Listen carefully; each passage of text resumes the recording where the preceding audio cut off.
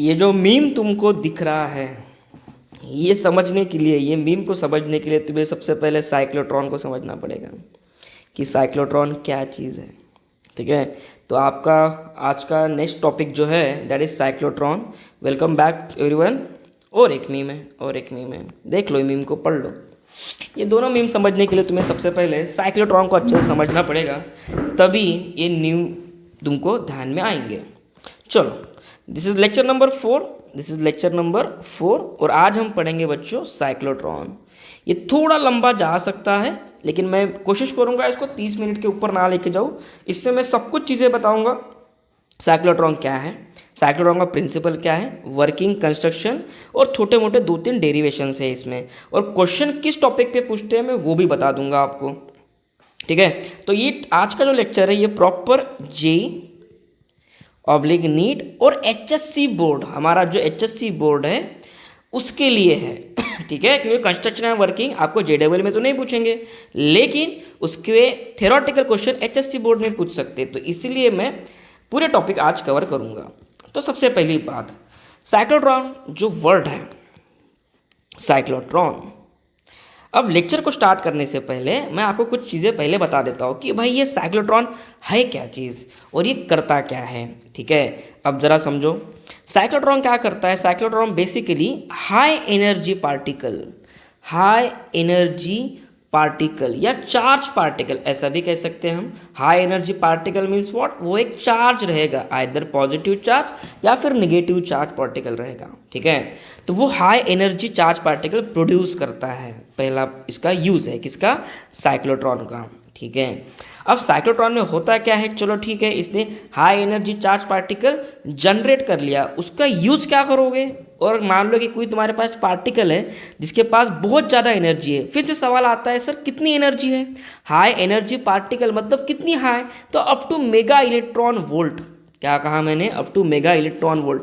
इतनी energy to giga electron volt, इतनी energy cyclotron produce करवा के हमें दे देगा। ठीक है, और इतनी एनर्जी काफ़ी इनाफ होती है एक न्यूक्लियर रिएक्शन स्टार्ट करने के लिए। क्या कहा मैंने, एक न्यूक्लियर रिएक्शन स्टार्ट करने के लिए हमें एक हाई एनर्जी चार्ज पार्टिकल चाहिए जो कि हमें साइक्लोट्रॉन प्रोड्यूस करवा के दे देगा। मैं इसके यूजेस में आऊँगा बाद में, लेकिन इसका बेसिक सा यूज़ यही है कि ये हाई एनर्जी चार्ज पार्टिकल क्या करता है, प्रोड्यूस करता है। फिर वो कैसे करता है, that is our second point, वो हम बाद में देखेंगे। ठीक है, अब इसमें होता क्या है बच्चों, मैं पहले ऊपर से सारी चीज़ें बता देता हूँ आपको कि साइक्लोट्रॉन में होता क्या है। साइक्लोट्रॉन में हम 2 फील्ड यूज़ करेंगे। सबसे इंपॉर्टेंट चीज़, कितने फील्ड यूज़ करेंगे, 2 फील्ड। 2 फील्ड मतलब एक रहेगी आपकी इलेक्ट्रिक फील्ड, एक क्या रहेगी आपकी इलेक्ट्रिक फील्ड, और दूसरी रहेंगी आपकी मैग्नेटिक फील्ड। क्या चीज़, मैग्नेटिक फील्ड। तो मैग्नेटिक फील्ड को मैं letter magnetic field, electric field को मैं लेटर ई से दिखाऊंगा, मैग्नेटिक फील्ड को मैं बी से दिखाऊंगा। और ये दोनों फील्ड एक दूसरे को परपेंडिकुलर रहती हैं। कैसी रहती है एक दूसरे को, वो दोनों परपेंडिकुलर रहती हैं। ठीक है, ये दूसरा पॉइंट हो गया। चलो दूसरी इंपॉर्टेंट चीज़, अब इसका कंस्ट्रक्शन अगर हम देखने जाए और उसका प्रिंसिपल, पहले तो प्रिंसिपल आपको समझ में नहीं आएगा। प्रिंसिपल को समझाने के लिए मुझे पहले 2-3 पॉइंट्स आपको बताने पड़ेंगे। जैसे कि बेसिक सा एक पॉइंट देता हूँ मैं, समझो इस पॉइंट को। अगर मान लो कि आपके पास कोई चार्ज है Q, अब ये पॉजिटिव भी हो सकता है या फिर नेगेटिव भी हो सकता है, डिपेंड, कोई भी चार्ज हो। अगर ये चार्ज किसी मैग्नेटिक फील्ड में चला जाता है, मान लीजिए कि आपके पास एक क्रॉस मैग्नेटिक फील्ड है। कौन सी मैग्नेटिक फील्ड है, क्रॉस मैग्नेटिक फील्ड है। तो ये क्रॉस मैग्नेटिक फील्ड में अगर कोई चार्ज, अगर वो पॉजिटिव हो, वो अगर ऐसे जाता है, यानी कि मूव होता है, इन शॉर्ट मूव होता है कुछ ना कुछ वेलोसिटी के साथ। Suppose v is velocity of this charge particle, ये q चार्ज है और वो ये डायरेक्शन में उसकी कुछ ना कुछ वेलोसिटी है। इसका कुछ भी मैग्नीट्यूड हो सकता है जो कि मुझे नहीं पता, मैं एक रैंडम वैल्यू ले रहा हूँ, that is 10 metre per second. तो होता क्या है, जब भी चार्ज पार्टिकल की वेलोसिटी मैग्नेटिक फील्ड को परपेंडिकुलर होती है, कौन किसको परपेंडिकुलर है समझो, जब आपका charge particle moves perpendicular to the direction of magnetic field. मैं लिख लेता हूँ यहाँ पे, चार्ज पार्टिकल मूव्स, लेकिन उसको थोड़ा स्किप कर लो आप, मूव परपेंडिकुलर टू बी। तब क्या होता है मालूम क्या, वो चार्ज पार्टिकल ना ऐसे घूमने लग जाता है, जैसे ही वो कोशिश करता है आगे जाने की, लेकिन मैग्नेटिक फील्ड उसको ऐसे गोल घुमा देती है, गोल घुमा देगी उसको मैग्नेटिक फील्ड। ठीक है, अब इसके डायरेक्शन क्या है, किस डायरेक्शन में घूमेगा, वो फ्लेमिंग लेफ्ट हैंड रूल वहाँ पे लगाना होता है, जिसको मैं यहाँ पे डिस्कशन नहीं करूँगा। मुझे सिर्फ साइक्लोट्रॉन क्या है वो बताना है, और कम से कम टाइम में। ठीक है, तो हमेशा याद रखना, जब भी तुम्हारा v वेलोसिटी मैग्नेटिक फील्ड को परपेंडिकुलर रहेगा तो उसे मैग्नेटिक फील्ड सर्कुलर मोशन में सेट कर देगी, सर्कुलर मोशन में सेट कर देगी, फिर वो पॉजिटिव चार्ज हो या फिर नेगेटिव चार्ज हो। ठीक है, अगर सर्कुलर मोशन में अगर कोई चीज़ घूम रही है, मान लो कोई चीज़ गोल गोल घूम रही है, ठीक है, तो यहाँ पे सबसे नेसेसरी फोर्स कौन सा होता है, सेंट्रीपिटल फोर्स। अब यहाँ पे ये जो सेंट्रीपिटल फोर्स है ये कौन प्रोवाइड कर रहा होगा तुम्हारे हिसाब से, यहाँ पे centripetal force is provided by force due to magnetic field. अब force due to magnetic field कितना होता है पहले ये समझो, वो होता है बच्चों BQV, आया ध्यान में। और सेंट्रीपिटल फोर्स को तुम क्या लिखते हो रे, mv²/r। सर आप ये सब चीज़ें क्यों बता रहे हो, ये बच्चों जानना जरूरी है साइक्लोट्रॉन को समझने के लिए। अब आप पूरी तरीके से, आपका जो बेस है, आपका जो बैकग्राउंड है, पूरा अच्छे से क्लियर हो चुका है। अब आपको साइक्लोट्रॉन समझने में बिल्कुल तकलीफ नहीं जाएगी। ठीक है, ये सब चीज़ें समझ में आ गए। अब जरा देखो, अब हमने 2-3 कॉन्सेप्ट यहाँ पे देखे, उसमें से एक कॉन्सेप्ट अब देखो, साइक्लोट्रॉन की एक्चुअल में अरेंजमेंट कैसे होती है, साइक्लोट्रॉन दिखता कैसे है। मैंने कहा था कि मुझे दो फील्ड चाहिए, वन इलेक्ट्रिक फील्ड चाहिए और कौन सी सेकंड फील्ड कौन सी चाहिए, मैग्नेटिक फील्ड। तो हम मैग्नेटिक फील्ड कैसे प्रोड्यूस करते हैं, तो हम एक्चुअल में, मैं इसके डायग्राम में ड्रॉ कर लेता। तो मैंने साइक्लोट्रॉन की कुछ इमेजेस लाई है यहाँ पे, देखो सबसे पहले ये इमेज को देखो। साइक्लोट्रॉन में क्या होता है हमें, तो साइक्लोट्रॉन में क्या होता है, हमें मैग्नेट चाहिए होते हैं दो, ये देख रहे हैं, ये एक साउथ पोल है और एक नीचे साउथ पोल है, ऊपर नॉर्थ पोल है। तो हमें ऐसे 2 मैग्नेट चाहिए होते हैं। ठीक है, और ये मैग्नेट के बीच में होता है 2 डीज। वर्ड सुन लो मेरे, क्या कहा मैंने, 2 डीज। ये डीज क्या है, ये D shape metallic hollow semi circular rings होते हैं, जैसे कि ये इस प्रकार से, ये देखो ये ऐसे रिंग्स होते हैं वो, और वो उसे हम यहाँ पे कनेक्ट करते हैं, उसे हम यहाँ पे रखते हैं, मतलब कनेक्ट करते हैं इन द सेंस व्हाट, उसे हम यहाँ पे रखते हैं। ठीक है, ये क्या है, ये 2 डीज है, ये 2 क्या है, डीज है, जो हमने यहाँ पे रखी है, जो हमने यहाँ पे रखी है। ठीक है, अब ये डीज कैसे दिखते होंगे, और एक एग्जाम्पल, आपने डोमिनोज का डब्बा देखा है, डोमिनोज का डब्बा आता है जो, जिसमें पिज़्ज़ा वगैरह आता है, उस डब्बे को सेंटर से काटो, उसके 2 टुकड़े करो, कैसे दिखाई देगा वो, कुछ ऐसे दिखाई देगा बच्चों, ये देखो, ये डायग्राम में ये ऐसे दिखाई देगा वो। ठीक है, तो ये होता है बच्चों साइक्लोट्रॉन का बेसिक सा कंस्ट्रक्शन। अब मैं क्या करूँगा, ये गैप दिख रही है आपको, एक गैप इसके बीच में, देखो देखो, ये एक ये है डी है और ये दूसरा डी है। तो मैं अगर मैं इसको ऊपर से देखूँ, तो ये कुछ ऐसे दिखाई देगा क्या, देखो अगर इसको मैं ऊपर से देखूँ तो कुछ ऐसे दिखाई देगा। ये एक डी है, ठीक है, और ये दूसरी डी है, ये दूसरी डी है। ठीक है, मेरा उतना अच्छे से डायग्राम नहीं बनी, पर कोई बात नहीं, इसको लगे तो मैं फिर से बना दूं। अब ये डी के बीच में क्या रखेंगे मालूम क्या, अब डी के बीच में, ये सेंटर में हम रखेंगे एक चार्ज पार्टिकल। ठीक है, और इंपॉर्टेंट चीज, इसके ऊपर मैग्नेट है और मैग्नेटिक फील्ड इस पूरे डी को परपेंडिकुलर होती है, यानी कि वो कुछ ऐसे दिखाई देगी। ये क्रॉस मैग्नेटिक फील्ड दिखाता हुआ लगे तो मैं ऐसे, यहाँ पे पूरी मैग्नेटिक फील्ड इस सरफेस को कैसी है, परपेंडिकुलर है, इस सरफेस को क्या है, परपेंडिकुलर है। क्लियर, तो चलो लगे तो थोड़ी सी और अच्छी डायग्राम बनाता हूँ, क्योंकि अभी जो मुझे पॉइंट बताने वो इंपॉर्टेंट। तो देखो 2 डीज बच्चों ऐसे दिखाई देंगे। ठीक है, अब यहाँ पे है मैग्नेटिक फील्ड को मैं सिर्फ 2-3 लाइन से दिखाऊंगा अभी, और ये पूरी मैग्नेटिक फील्ड इस प्लेन को कैसी है, परपेंडिकुलर। ठीक है, चलो ठीक है, हो गया, इतना ही दिखाते हैं। सर इतने से काम बन जाएगा क्या, मेरा काम तो बन जाएगा। अब ज़रा देखो 2-3 चीज़ें अभी यहाँ पे क्या होने वाली है एडिशनल। अब मुझे चाहिए बच्चों इलेक्ट्रिक फील्ड, मैग्नेटिक फील्ड तो तुमने ला दी, अब मुझे क्या चाहिए, इलेक्ट्रिक फील्ड भी चाहिए। अब मुझे क्या चाहिए, इलेक्ट्रिक फील्ड। वो कैसे लाओगे, इलेक्ट्रिक फील्ड के लिए हम क्या करते हैं, इन डीज को हाई AC सप्लाई प्रोवाइड करते हैं। क्या प्रोवाइड करते हैं, high AC supply. High AC supply मतलब कितना हाई सर, अराउंड, ये जो AC सप्लाई हम प्रोवाइड करेंगे इसको, ये जो AC सप्लाई हम प्रोवाइड करेंगे, ये AC सप्लाई होगा around 10,000 volts and that too up to 10 megahertz frequency. इतना भयंकर एसी सप्लाई हमें देना पड़ता है चार्ज पार्टिकल को, एक पार्टिकल को चार्ज करने के लिए, ठीक है। और दूसरा सवाल, सर यहाँ पे आपने एसी सप्लाई ही क्यों दिया, डीसी सप्लाई भी तो दे सकते थे। बिल्कुल तुम्हारा सवाल गलत नहीं है, लेकिन इसका आंसर मैं बाद में दूंगा। पहली बात तो थोड़ा 2 मिनट के लिए एसी सप्लाई का मीनिंग समझो क्या होता है। एसी सप्लाई क्या करता है, कुछ समय के बाद एसी सप्लाई एक्चुअली ऐसे दिखता है, देखो ऐसे दिखता है एसी सप्लाई। थोड़ी देर के लिए ये एसी सप्लाई पॉजिटिव रहेगा, थोड़ी देर के बाद ये निगेटिव हो जाएगा, फिर से इसकी ऐसे साइकिल्स रहेंगी, इसके क्या रहेंगे ऐसी साइकिल्स, यानी कि कुछ समय के लिए ये सप्लाई, जैसे कि मान लो यहाँ पे मैं एसी सप्लाई का सिंबल देखो कैसे दिखाते हैं, ऐसे। डीसी का सिंबल कैसे दिखाते हैं, ये ऐसे, एक पॉजिटिव दांडी रहती है और एक निगेटिव। तो एसी में क्या होता है ना, एक बार ये साइड पॉजिटिव होगी, एक बार निगेटिव, थोड़ी देर के बाद ये निगेटिव हो जाएंगे, थोड़ी देर के बाद ये वापस से पॉजिटिव होंगी, फिर से ये वापस से पॉजिटिव, ये निगेटिव, और ऐसे चलते जाएगा, ये रुकेगा नहीं, ये आखिर तक चलते जाएगा ऐसे, जब तक वो सप्लाई सर्किट में है एसी सप्लाई। क्लियर, एसी और डीसी में फर्क समझ गए। ये डीसी है। डीसी में क्या होता है कि एक बार तुमने पॉजिटिव पोलैरिटी दे दी तो जिंदगी भर पॉजिटिव रहेगा, वो कभी निगेटिव नहीं हो सकता। ये निगेटिव हमेशा निगेटिव रहेगा, ये कभी पॉजिटिव नहीं होगा। लेकिन ये वाले इसमें ऐसा नहीं होता। एसी सप्लाई में एक टर्म पॉजिटिव होगी और एक टर्म क्या हो जाएगी, निगेटिव। अब जरा आगे बढ़ो, आगे चलते हैं। अब यहाँ पे आ जाओ। अब आपने इसको एसी सप्लाई दे दिया।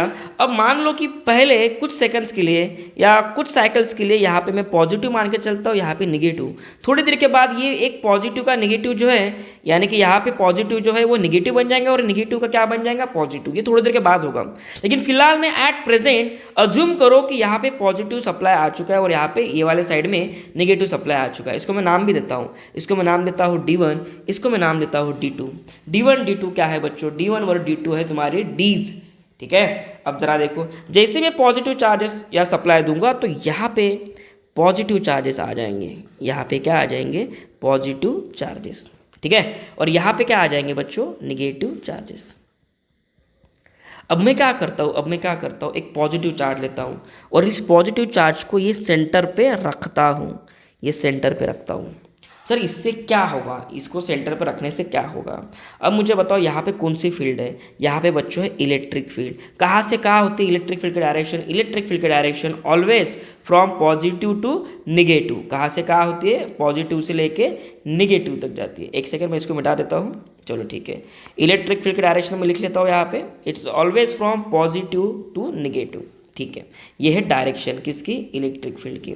उसके बाद अब ये पॉजिटिव चार्ज है तो इलेक्ट्रिक फील्ड पॉजिटिव चार्ज पे कुछ ना कुछ फोर्स लगाएगी और उसकी वैल्यू कितनी होती है, Q इंटू ई। जितनी इलेक्ट्रिक फील्ड उतना उस पर फोर्स लगेगा और जितना उसका चार्ज उतना उस पर फोर्स लगेगा। ये पहला पॉइंट। अब ये चार्ज क्या होगा ना, इनिशियली इस पर फोर्स लगेगा क्योंकि ये इलेक्ट्रिक फील्ड में आ चुका है, ठीक है। और ये इधर जाने की कोशिश करेगा निगेटिव चार्ज की तरफ। ये तुम्हारा पॉजिटिव चार्ज ये साइड जाने की कोशिश करेगा।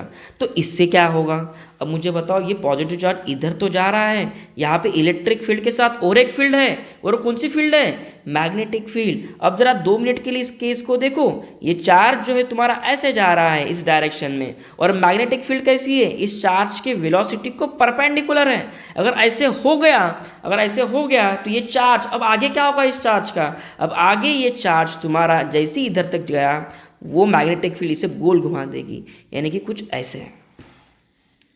क्लियर, क्या हुआ, ये जैसे आपका चार्ज इधर तक आया, ये मैग्नेटिक फील्ड को दिखा कि ये कोई चार्ज पार्टिकल उसके मैग्नेटिक फील्ड को परपेंडिकुलर घूम रहा है, तो मैग्नेटिक फील्ड उसे क्या कर देती है बच्चों, गोल घुमा देती है।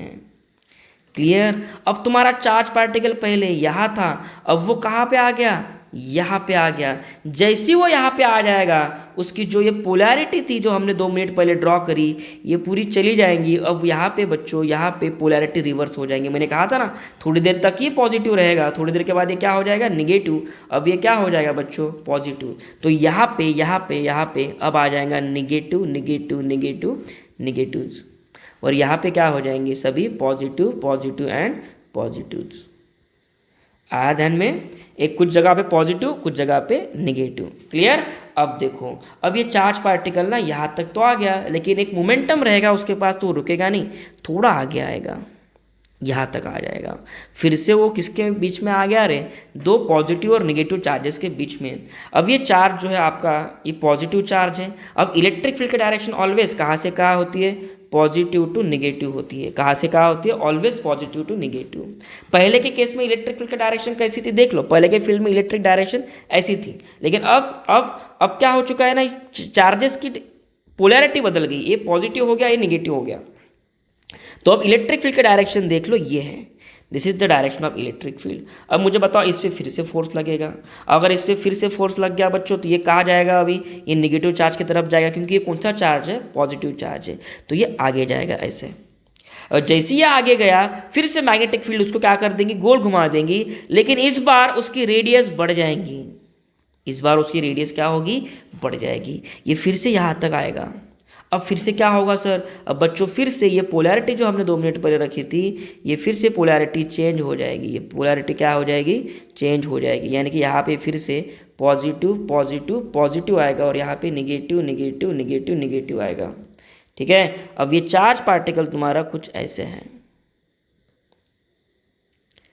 अब फिर से ये पॉजिटिव चार्ज यहाँ पे आ गया और ये कौन सा है? निगेटिव प्लेट्स हैं, तो ये चार्ज फिर से आगे जाएगा और इस बार वो बड़ा सर्कल काटेगा।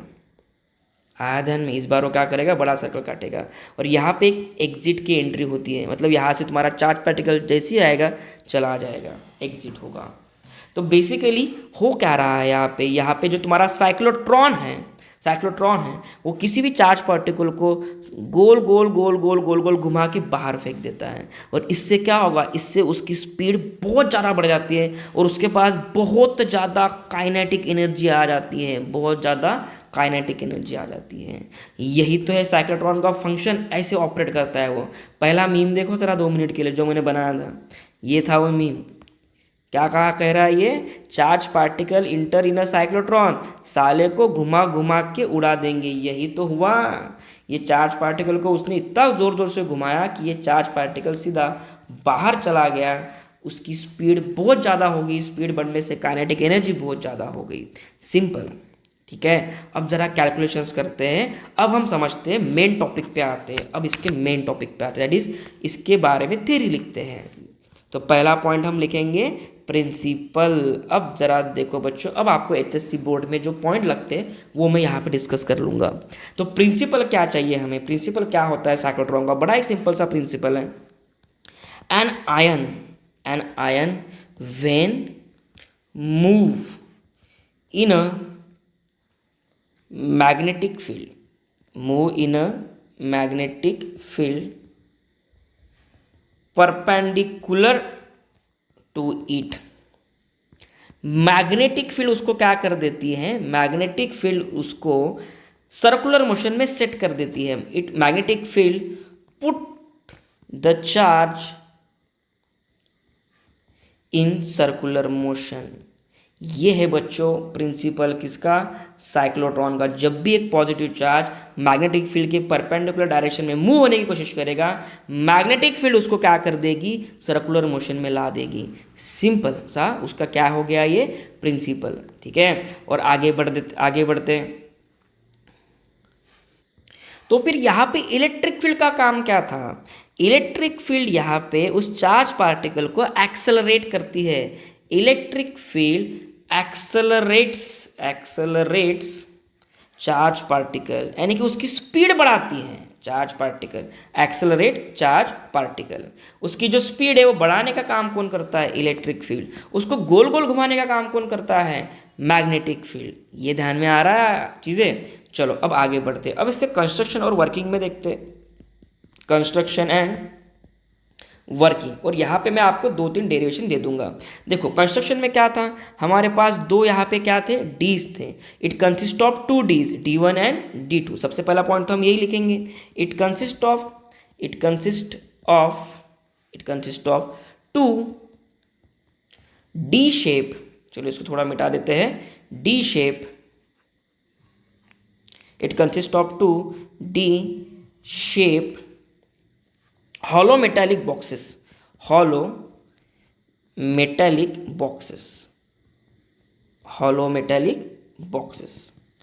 called Ds। उनको क्या कहते हैं हम बच्चों? Ds कहते हैं, that is D1 and what D2।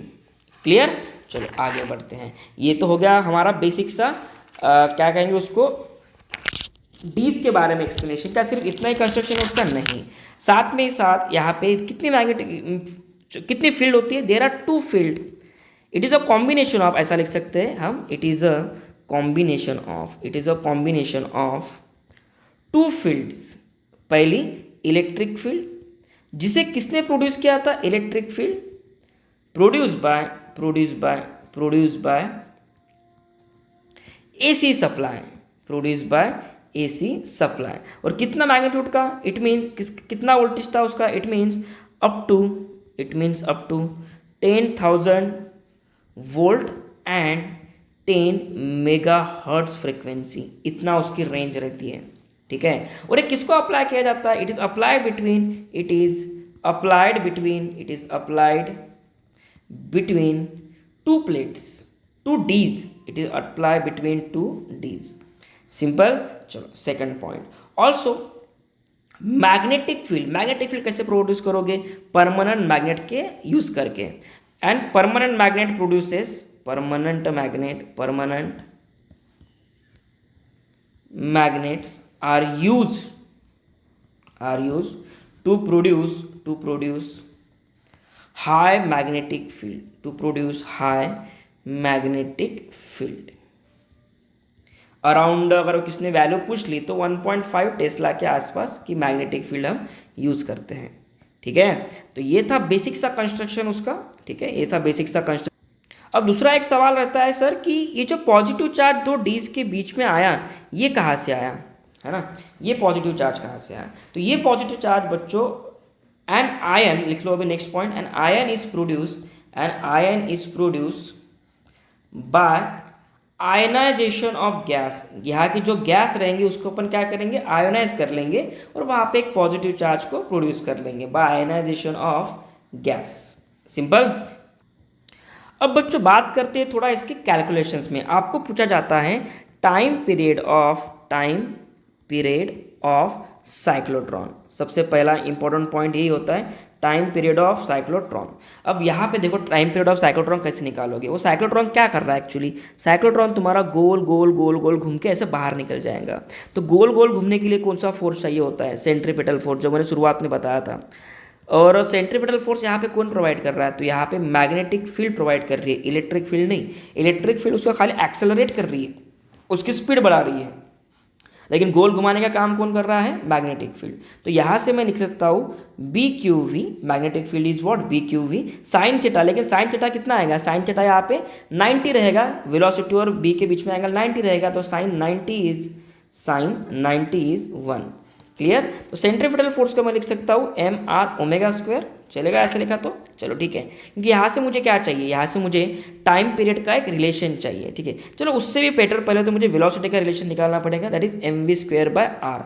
तो यहाँ पे एक वी कट जाएगा, तो यहाँ से वी इक्वल्स टू क्या आएगा बच्चों? B Q R upon M.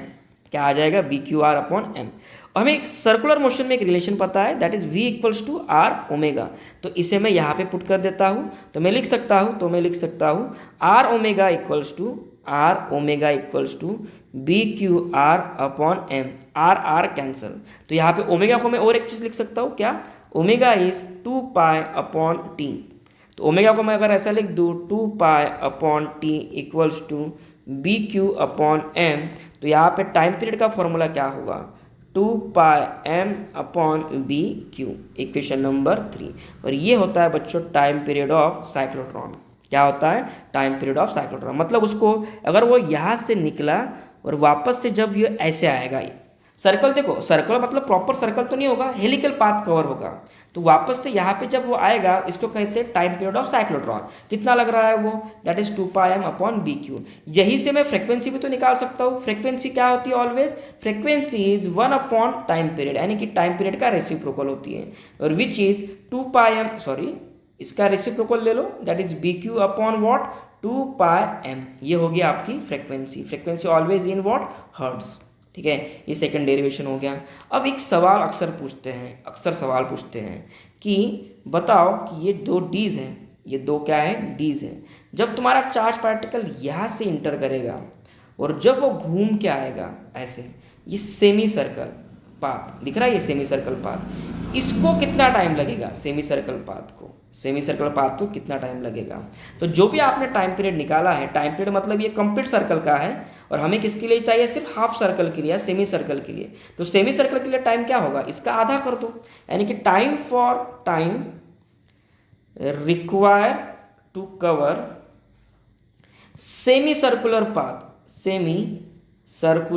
Path is 2πm upon B q का आधा कर दो, उसको मैं स्मॉल टी से दिखाता हूँ, दैट इज 2πm। चलो ऐसा लिखता हो लगे तो capital T by 2, capital T क्या था आपका 2πm upon what B q, और इसको डिवाइड बाय 2 कर दो, the answer is πm upon B Q.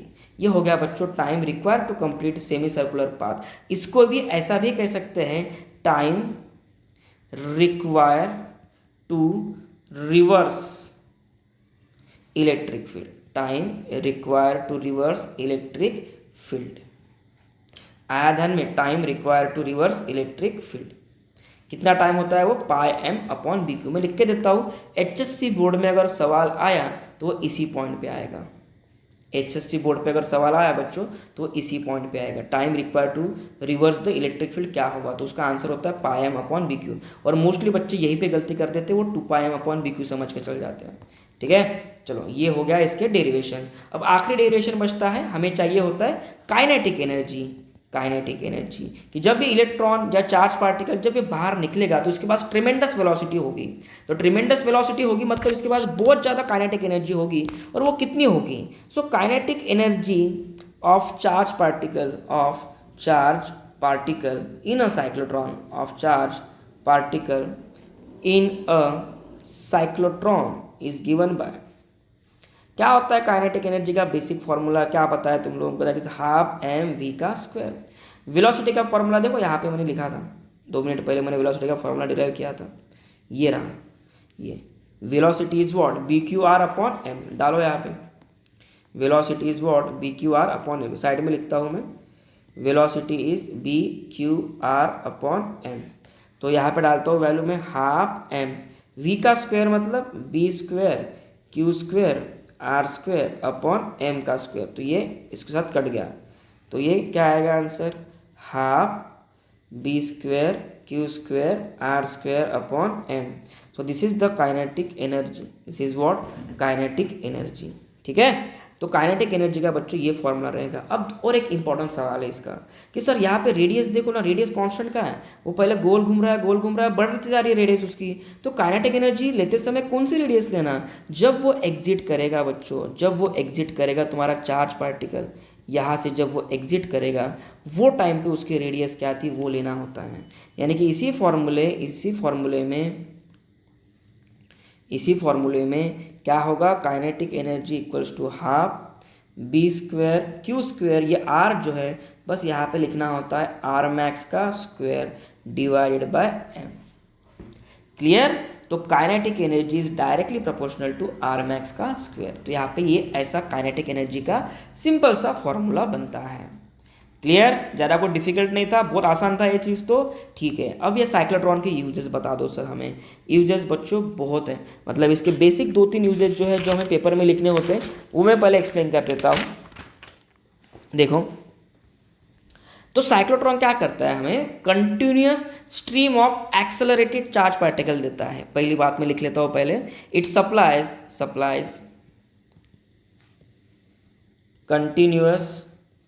continuous beam of charge particle, continuous beam of charge particle.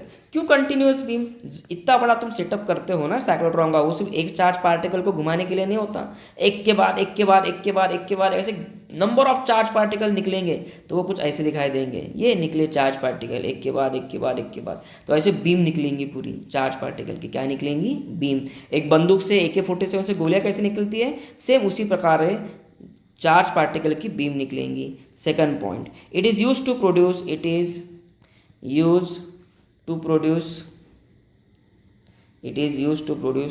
High energy particle, it is use to produce high energy particle. ठीक है, from low voltage source.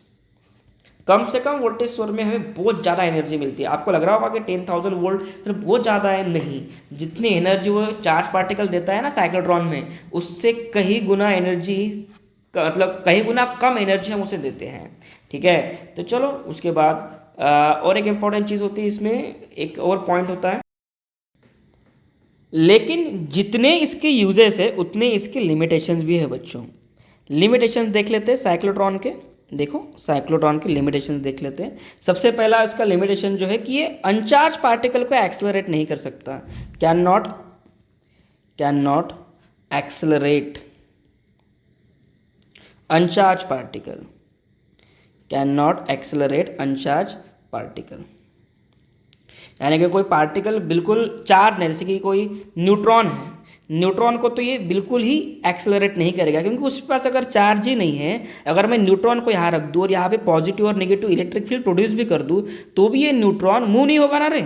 Electric field किस पे force लगाती है? सिर्फ एक charge पे force लगाएगी, तो न्यूट्रॉन का तो वहाँ पे कोई काम ही नहीं रहा, ठीक है। चलो नेक्स्ट, दूसरी बात, ये जो साइक्लोट्रॉन है ये कम मास वाले लोगों को नहीं हैंडल कर सकता। For example, it can not accelerate, मैं लिख लेता हूँ पहले, it can not accelerate electrons because it has very small mass,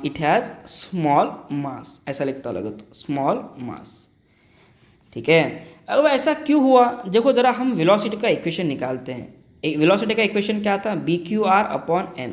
जो पार्टिकल का मास कम रहेगा उसकी वेलोसिटी क्या होती है?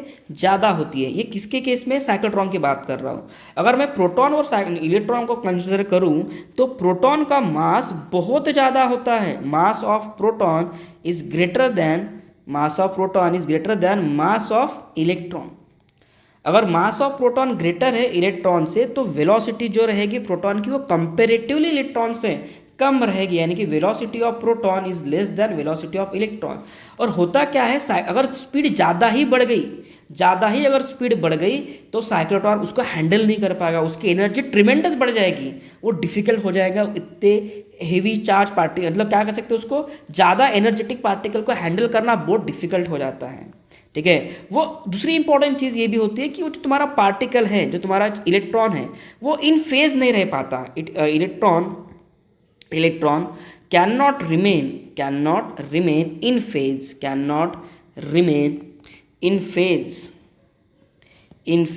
with electric field। क्योंकि क्या होता है ना, जैसे इलेक्ट्रॉन इधर एंटर करेगा, यहाँ पे पॉजिटिव एक बार नेगेटिव, एक बार पॉजिटिव, ये टाइमिंग जो है और इलेक्ट्रॉन के एंटर होने का मोशन जो है, ये दोनों सेम होने चाहिए। तो ये जनरली इलेक्ट्रॉन जो है वो फेज में नहीं रह पाता, किसके साथ? इलेक्ट्रिक फील्ड के साथ। थर्ड इस पे आते हैं कि ये जो चार्ज पार्टिकल है बच्चों, ये जो चार्ज पार्टिकल है, ये किसी भी स्पीड में नहीं घूम सकते, इसको एक रेस्ट्रिक्शन देना पड़ता है। अगर आप सोचोगे कि भाई मैं बहुत तेज़ी से घुमा दूँ, ऐसा नहीं होता। साइक्लोट्रॉन पूरा डिस्टर्ब हो जाएगा, पूरा मॉडल पूरा डिस्टर्ब हो जाता है। तो द चार्ज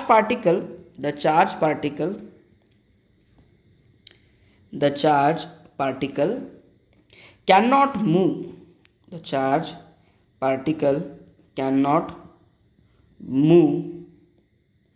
with speed